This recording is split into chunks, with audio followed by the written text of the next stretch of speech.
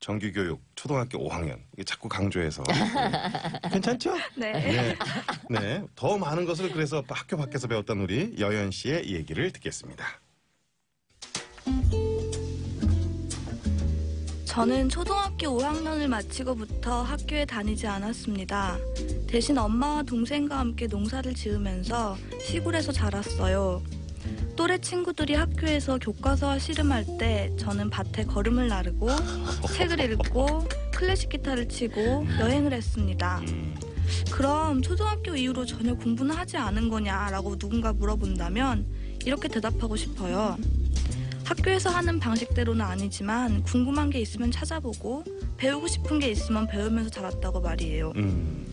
사실 초등학교 5학년 때 엄마의 의지에 따라 학교를 그만둔 직후에는 모든 게 어리둥절했어요.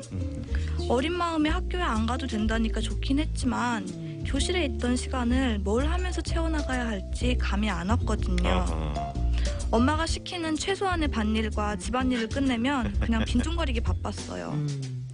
엄마는 그런 제가 못마땅했는지 매일 잔소리를 늘어놓으셨어요. 산책 좀 나가라, 밭에 관심 좀 가져라, 일 좀 해라, 제발. 사춘기가 되면서 저는 엄마와 더 많이 부딪히게 되었습니다.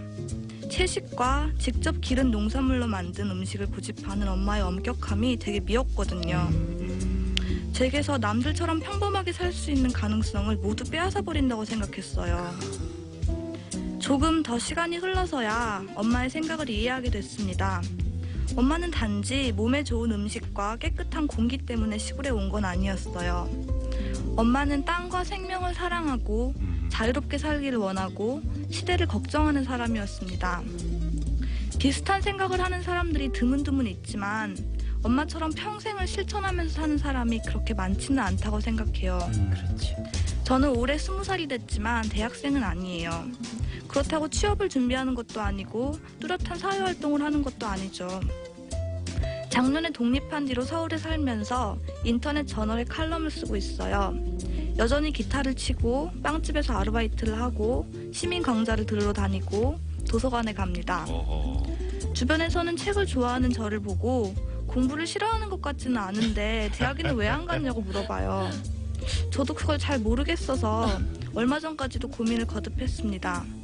때로는 어떤 목적을 가지고 체계적인 공부를 해보고 싶다는 생각도 들거든요. 한동안 이런저런 생각으로 혼란스러웠지만 이제는 나름대로 정리가 됐습니다. 대학에 꼭 가고 싶은 이유를 발견하면 그때 다시 생각해보기로 말이죠. 남다른 환경에서 자라나 일찍부터 모든 걸 스스로 깨닫고 결정해야 하는 게 버겁고 힘겨울 때도 있습니다. 하지만 지금의 이 경험들이 결국은 저를 더 성숙하고 독립적인 사람으로 만들어줄 거라는 걸 의심하지 않아요. 그리고 멀지 않은 미래에 저는 집으로, 농촌으로, 땅으로 돌아갈 거예요. 그 날을 생각하면 아무것도 두렵지 않아요. 저는 20살이고 제 미래는 활짝 열려 있으니까요. 네. 이제 농사일은 안 해도 되는 거네요, 그러면? 네. 근데 뭐 여름에 내려가거나 하면은 좋아야죠. 또 기다리고 한참 있죠. 콩밭을 매야죠, 이제. 풀 뽑아야 되고. 네. 이제 또 다시 돌아간다고 하니까. 네, 뭐 네. 그거는 좀 먼 일이긴 하지만요. 여연 양이 얘기 들으니까 자꾸 이렇게 푸릇푸릇해지는 것 같아요. 그러니까요. 마음이. 고맙습니다. 근데 여기 제가 글 중에 굉장히 공감한 게 뭐냐면 대학 같은 거대 기관, 시스템의 노예. 야, 이게 제가 아까 그 얘기하다 보니까 그 얘기를 제가 잠깐 시작하기 전에 들었는데, 네.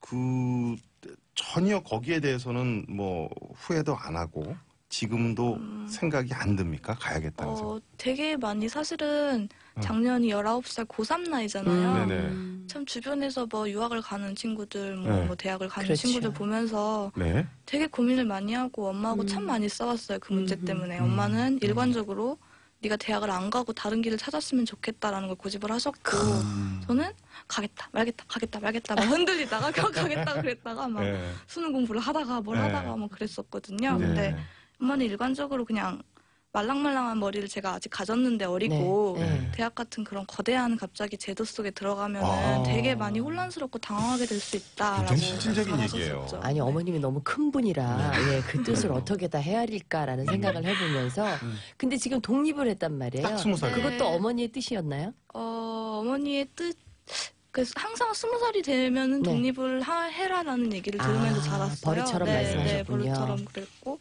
그리고 너무 싸웠기 때문에 어느 순간부터는 도저히 같이 살 수가 없었다고 해야 될까요? 근데 그 시골에서 서울로 왔어요. 네. 왜 서울을 택했어요? 어떤 분들이 저한테 잠자리와 약간의 일거리를 제공해 주시겠다고 말씀을 하셔서 그 기회를 타서 올라오게 됐어요. 그렇군요. 그게 칼럼입니까? 네, 칼럼이고. 칼럼에는 주로 뭐 어떤 내용을 쓰나요? 저는 음식에 대해서 쓰고 있어요. 음식에 네, 대해서. 네. 음식도 스스로 잘하는 거죠?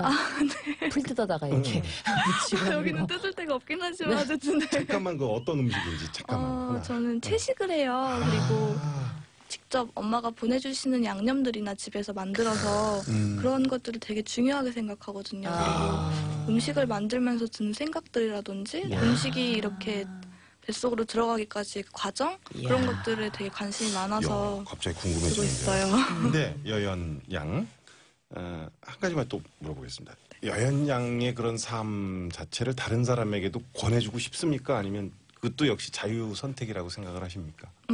일단 엄마와 함께 그러니까 가족들과 그렇게 부딪히면서 사는 일은 네.